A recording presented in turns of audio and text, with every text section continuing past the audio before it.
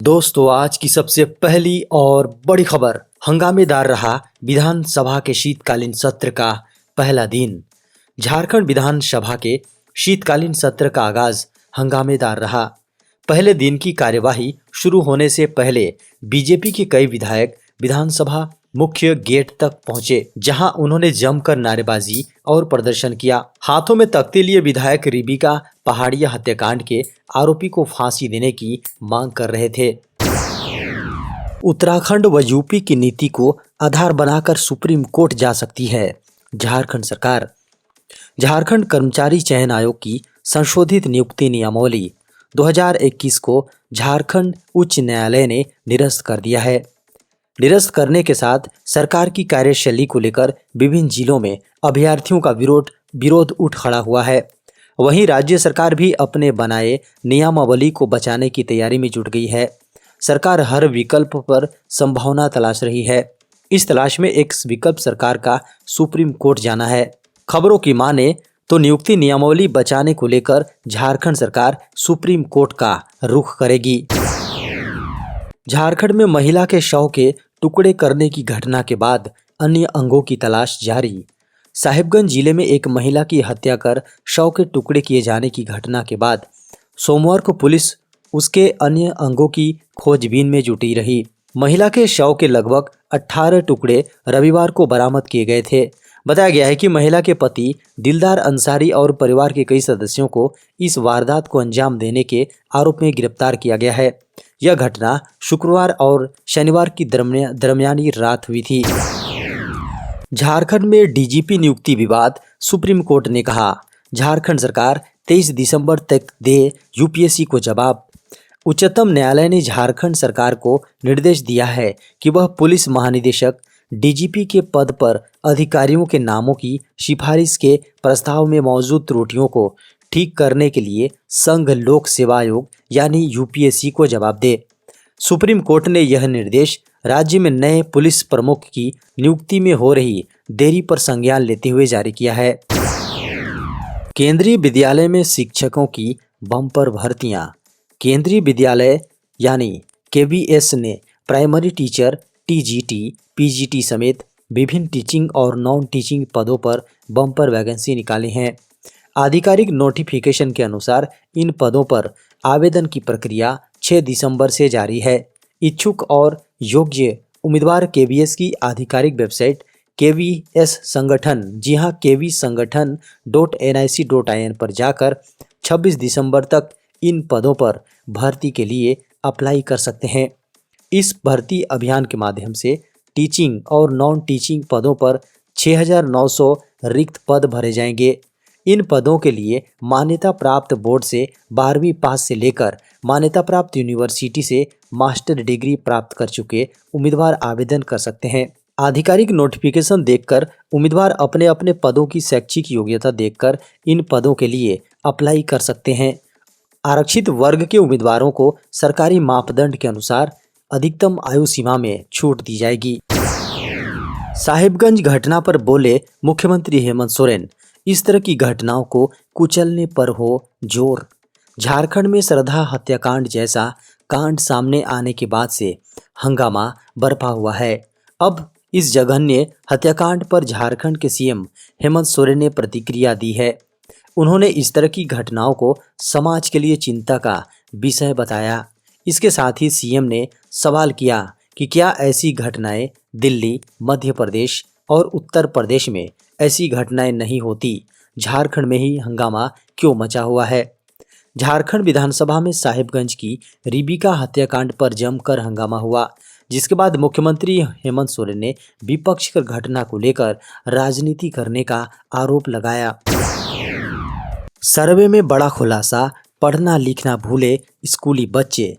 झारखंड के विद्यालय में कोविड महामारी के बाद इंफ्रास्ट्रक्चर कम अटेंडेंस, टीचर्स की कमी और पर्याप्त फंडिंग की कमी से जूझ रहे हैं। हाल ही में 138 प्राइमरी और अपर प्राइमरी स्कूलों को लेकर हुए सर्वे में इसका बड़ा खुलासा हुआ है। इन विद्यालयों में से अधिकांश में अधिकतर छात्र फरवरी 2022 में विद्यालयों के फिर से खुलने तक पढ़ना और लिखना भूल चुके थे। कोविड महामारी के कारण से 2020 में विद्यालयों को बंद किया गया और उन्हें ऑनलाइन मोड में पढ़ाई शुरू करने को कहा गया। लगभग 2 वर्षों तक छात्रों ने ऑनलाइन मोड में पढ़ाई की, लेकिन सरकारी विद्यालयों में ऑनलाइन मोड में पढ़ाई करवाने में कठिनाइयों का सामना करना पड़ा। अब सर्वे में ये बात खुलकर सामने आई है।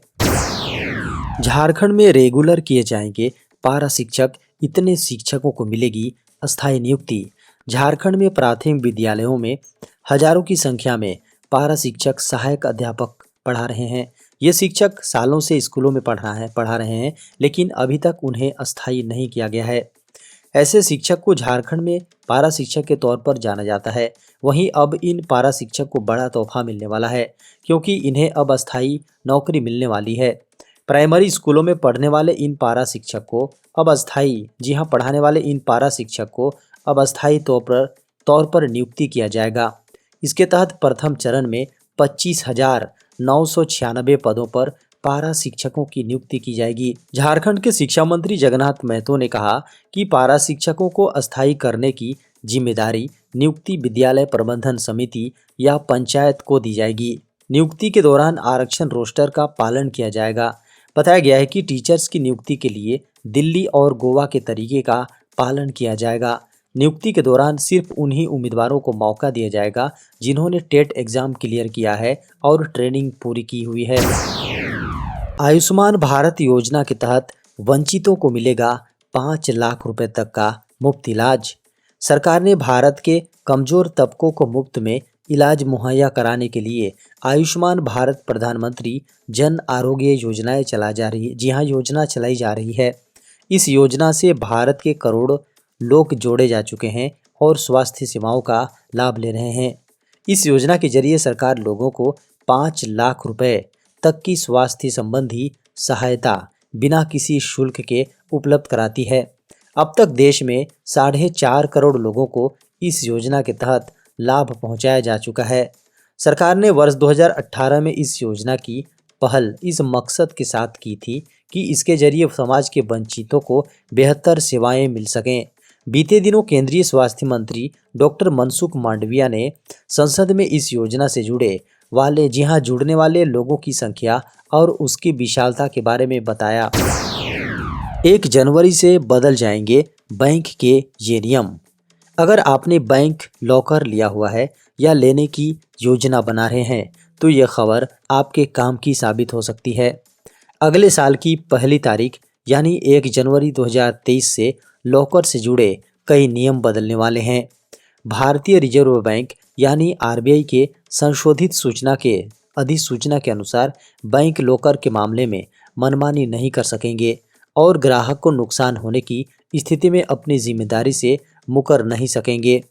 एसबीआई और पीएनबी समेत अन्य बैंकों ने ग्राहकों को एसएमएस के जरिए नए नियमों की जानकारी देनी शुरू कर दी है। बैंक 1 जनवरी 2023 तक मौजूदा लॉकर ग्राहकों के साथ अपने लॉकर करार एग्रीमेंट का नवीनीकरण करेंगे। उल्लेखनीय है कि बैंक लॉकर करार नीति के तहत किसी ग्राहक को लॉकर आवंटित करते समय बैंक उस ग्राहक के साथ करार करता है, जिसके बाद लॉकर की सुविधा प्रदान की जाती है। विधिवत मुहर लगे कागज पर दोनों पक्षों द्वारा हस्ताक्षरित लॉकर समझौते की एक प्रति लॉकर किराएदार को उसके अधिकारों और जिम्मेदारियों को जानने के लिए दी जाती है। आरबीआई ने कहा है कि बैंकों को खाली लॉकरों की सूची और लॉकर की प्रतीक्षा सूची संख्या दिखानी होगी। साथ ही बैंक के पास अधिकतम 3 साल की अवधि के लिए लॉकर का किराया एक बार में लेने का अधिकार होगा। 10 करोड़ से अधिक किसानों को मिलेगा नए साल का गिफ्ट। 10 करोड़ से अधिक किसानों को मोदी सरकार नए साल का गिफ्ट देने जा रही है। पीएम किसान सम्मान निधि की 13वीं किस्त जनवरी में कभी भी जारी हो सकती है। किसान सम्मान निधि के तहत मोदी सरकार किसानों को सालाना 6,000 रुपये 3 समान किस्तों में देती है। दिसंबर मार्च की 2,000 रुपये की किस्त 15 जनवरी से पहले किसानों के खातों में आने के पूरे आसार हैं। आपकी अगली किस्त न लटके तो सबसे पहले आप किसान पोर्टल या नज़दीकी सीएससी सेंटर पर जाकर ई-केवाईसी जरूर करा लें। अब पीएम किसान पोर्टल या कृषि विभाग से रजिस्टर्ड किसानों के पास ई-केवाईसी कराने के लिए लगातार मैसेज भेजा जा रहा है, ताकि कोई पात्र किसान 13वीं या दिसंबर मार्च की किस्त से वंचित न हो पाएं। देश में 24 घंटे में सामने आए कोरोना के 135 नए मामले।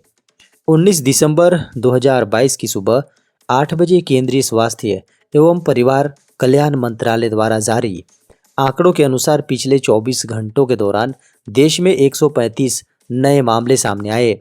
इससे पहले 18 दिसंबर को 176 नए मामले सामने आए थे, जबकि 17 दिसंबर को 167 नए मामले मिले थे, जबकि 1 नवंबर को 1046 नए मामले सामने आए थे। आंकड़ों को देखें तो देश में अब सक्रिय मामलों की दर 0.01% है, जबकि रिकवरी दर 98.8% पर पहुंच चुकी है। खबरों को माने तो पिछले 24 घंटे में कोरोना से किसी की मौत नहीं हुई है, जबकि सरकार ने पिछले दिनों हुई 2 मौतों के आंकड़े को भी साझा किया है। पिछले 24 घंटे में रिकवर होने वाले मरीजों की संख्या 126 बताई गई है। देखा जाए तो इस समय केरल में सबसे अधिक 1437 मामले सक्रिय हैं, कर्नाटक में 1320, महाराष्ट्र में 152, उड़ीसा में 110 और उत्तर प्रदेश में 95 मामले अभी भी एक्टिव हैं।